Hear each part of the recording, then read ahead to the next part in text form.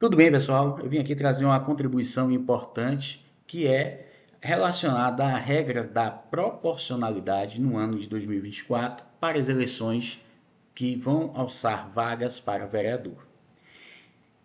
Semana passada, nós tivemos uma alteração importante por uma decisão do STF e muitas são as dúvidas, justamente no período de janela partidária, em que a escolha do partido é essencial para que tenha o candidato sucesso e bom resultado após as eleições. O STF decidiu de maneira que possibilite aos partidos menores, aqueles que não tiveram a cláusula de desempenho, também participarem da última fase de escolha proporcional, que é o que nós chamamos de sobra das sobras. Nós vamos ver mais à frente como é que se dá a sobra das sobras e entenderemos o quanto que esta decisão irá afetar no resultado das eleições deste ano. Para tanto, nós vamos utilizar três dispositivos legais. O primeiro é o Código Eleitoral, o segundo é a Resolução 23734 de 2024, fresquinha, ela saiu agora do forno, já utilizando aí as informações relacionadas à decisão do STF e a Lei das Eleições, a Lei 9.504 de 97. Temos aqui alguns conceitos importantes para que todos os candidatos possam entender. A ideia de quociente eleitoral, que é obtido da divisão da quantidade de votos válidos pela quantidade de vagas. Em caso de obter uma fração igual ou menor a meio, despreza-se essa fração. Se maior que meio, acrescenta-se um numeral. E aí eu vou ensinar a vocês já já como é que a gente faz esse cálculo. Então vamos para um exemplo prático e hipotético. Né? Votos válidos 15.757, que é a soma de todos os votos, menos brancos e nulos.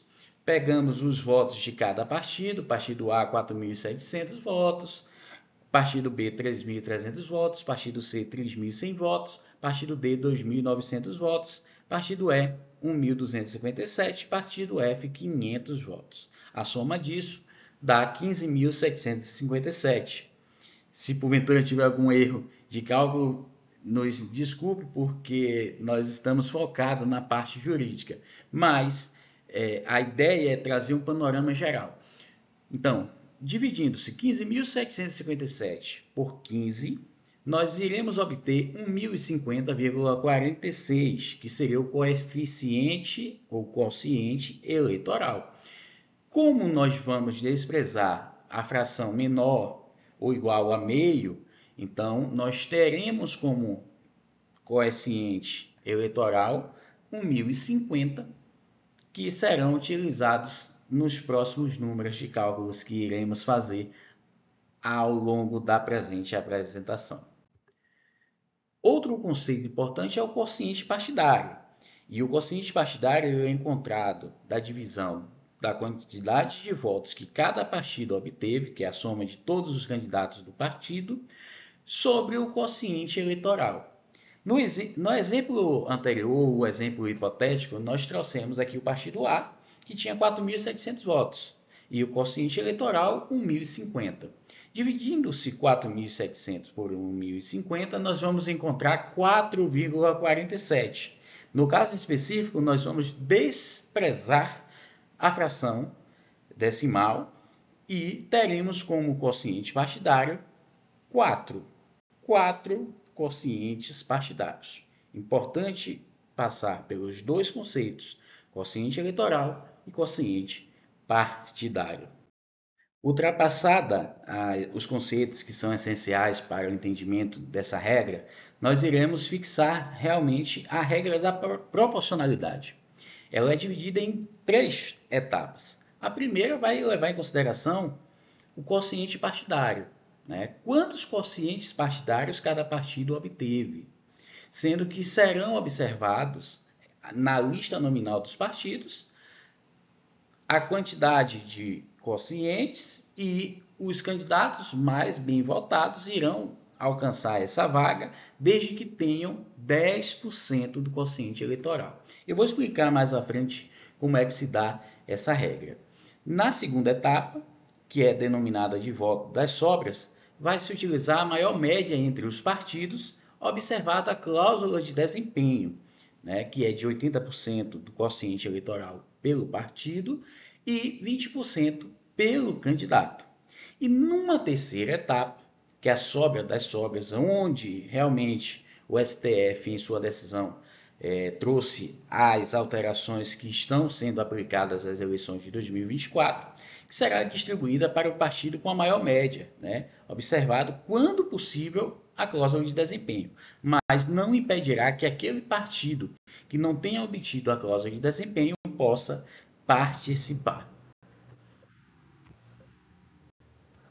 Então vamos para um exemplo prático, né? É uma hipótese.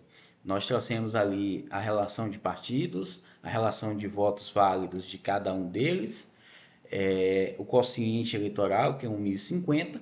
No caso específico, nós fizemos o cálculo dividindo votos do partido pelo quociente eleitoral, desprezando a fração, e nós verificamos que o partido A teria possibilidade de alcançar, na primeira regra, 4 quocientes partidários, a B 3, ou C 3 quocientes partidários, o D 2, o partido E 1 e o F nenhum, ok? Então, nós teríamos aqui 13 vagas possíveis de serem ocupadas. 4 mais 3 mais 3, 10, mais 2, 1, mais 1, 13. Então, nesta primeira fase, nós teríamos 13 vagas possíveis de serem ocupadas. Então vejam aí uma observação importante. No caso específico, estarão eleitos entre os candidatos registrados por um partido que tenham obtido votos em número igual ou superior a 10% do quociente eleitoral, tantos quantos os respectivos quocientes partidários indicarem na ordem da votação nominal que cada um tenha recebido. Então vamos lá para um exemplo hipotético, né? De acordo com os cálculos que nós tínhamos trazido anteriormente, vamos aqui trazer a hipótese de que o partido A, que teve 4.700 votos, um quociente eleitoral de 1.050 dentro dessas eleições, e o quociente partidário alcançado foram de 4 quocientes. Esse partido, o partido A, teve 4 candidatos. O Alberto teve 2.500 votos, o Binho 1.350, a Cássia 750 votos e a Dete 100 votos apenas. Somente serão eleitos Alberto, Binha e Cássia. Por que isso? Porque na primeira fase, o partido A alcançou esses 4 quocientes. Porém, a DET não alcançou a cláusula de barreira de 10%, porque 10% de 1.050 seriam 105 votos, e ela teve tão somente 100 votos. Então, os lugares não serão preenchidos em razão desta exclusão da votação mínima. Nesta primeira fase, o partido A, que em tese teriam 4 quocientes partidários, obteve a possibilidade de tão somente 3 vagas. Então, ultrapassada a primeira fase, nós vamos para a segunda fase, que é a fase das sobras. As vagas não preenchidas com a aplicação do quociente partidário e a exigência de votação nominal mínima serão distribuídas pelo cálculo da média, observando-se o seguinte: ao partido político ou federação que apresentar a maior média, cabe uma das vagas a preencher, desde que ele tenha obtido 80% do quociente e o candidato tenha obtido votação nominal mínima de 20% do quociente. E como é que vai ser feita o cálculo dessa média? No caso em específico, nós vamos utilizar a hipótese anterior. Nós vamos dividir o número de votos válidos atribuídos a cada partido pelo número de lugares por ele obtido, mais um, cabendo ao partido que apresentar a maior média um dos lugares para preencher, desde que o candidato tenha atendido à exigência da votação nominal mínima, no caso, 20%.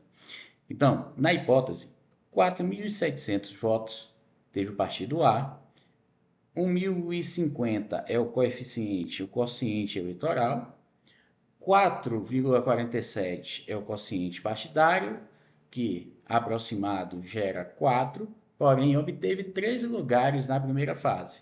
Então, Alberto, Binho e Cássia foram eleitos. Jadete não, porque não alcançou a cláusula de barreira.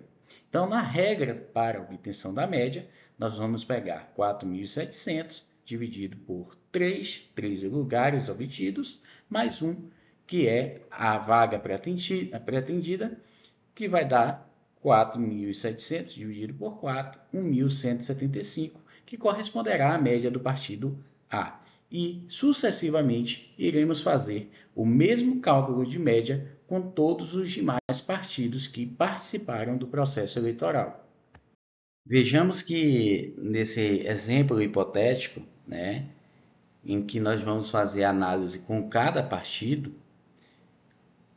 o partido A, que tinha 4 quocientes partidários, ele obteve tão somente 13 lugares na primeira fase. E aí, somando-se todos, ao invés de termos 13 vagas possíveis ocupadas na primeira fase, nós teremos 12. E aí precisaremos passar para a segunda fase de escolha para a obtenção da vaga na Câmara Municipal. Então, nesse exemplo hipotético, o resultado pela 13ª vaga ficou para o partido D, que teve a maior média. E ela terá condições de ter nominalmente um candidato eleito se este candidato mais votado, o terceiro mais votado em verdade, tiver obtido mais que 20% do quociente eleitoral, já que o partido tem mais do que 80% do quociente eleitoral. Nessa hipótese, nós teremos o preenchimento desta 13ª vaga pelo partido D. Então, será realizada a mesma operação com cada vaga. Será obtido a média de cada vaga dessa, de maneira a ser preenchida dentro dos requisitos do 80% do partido do quociente eleitoral e 20% do candidato, respectivamente. E aí entra a decisão do STF. É justamente quando não houverem mais partidos políticos ou federações que tenham alcançado a votação de 80% do quociente eleitoral e candidatos com mais do que 20%. Justamente nessa hipótese em que antes se utilizava a regra com os partidos que obtiverem a maior média, mas se excluíam os partidos que não tinham essa cláusula de desempenho. Então, atualmente, todos os partidos poderão participar dessa regra da sobra das sobras. No exemplo hipotético anterior, nós não teríamos sobras e não chegaríamos a essa terceira etapa. Mas certamente, em algum lugar deste país, haverão situações das quais estaremos nos debruçando com essa terceira fase. E é muito importante que nós saibamos que houve essa alteração e ela se deu por decisão do STF em declaração de inconstitucionalidade. Então, e aqui é importante trazer também a hipótese de não ter alcançado o quociente partidário. Né? Se nenhum partido tenha alcançado esse quociente, também nenhuma federação, a distribuição de todas as cadeiras da eleição será proporcional, observando a regra dos cálculos de médias que nós apresentamos anteriormente. Então, as cadeiras serão distribuídas primeiramente entre os partidos ou federações que tenham atingido no mínimo 80% do quociente eleitoral e tenha uma lista de candidatos ou candidatas que tenha a exigência de votação nominal mínima de 20%. Na sequência, as cadeiras serão distribuídas entre todos os demais partidos políticos ou federações que respeitarem a eleição, né, que participaram da eleição e serão ocupadas independentemente da votação mínima do candidato ou da candidata. Isso é muito importante, porque é uma regra que poderá acontecer em algum dado município dos quais nenhum partido político ou federação alcançar esse quociente, justamente pela redução do número de candidatos que poderão ser registrados nesta eleição. Por isso que chamamos a atenção, em forma de dica importante, a redução do número de candidatos que cada partido irá registrar. porque houve uma redução drástica dos 150% da eleição de 2020, eleição municipal, para a eleição de 2024, de 150% para 100% mais um. Isso poderá influenciar no quociente partidário, de maneira que o número de candidatos, a menor, poderá, na sua soma, não levar a este partido a obter o quociente partidário e, consequentemente, as vagas. Então, nós não conseguiremos observar tão somente e objetivamente o que aconteceu na eleição passada, justamente pelo fato de que os partidos sofrerão um impacto pela redução do número de candidatos. Então, é isso que nós queremos contribuir. Nos encontraremos em breve com outras dicas importantes no que se refere à eleição. Muito obrigado a todos e valeu!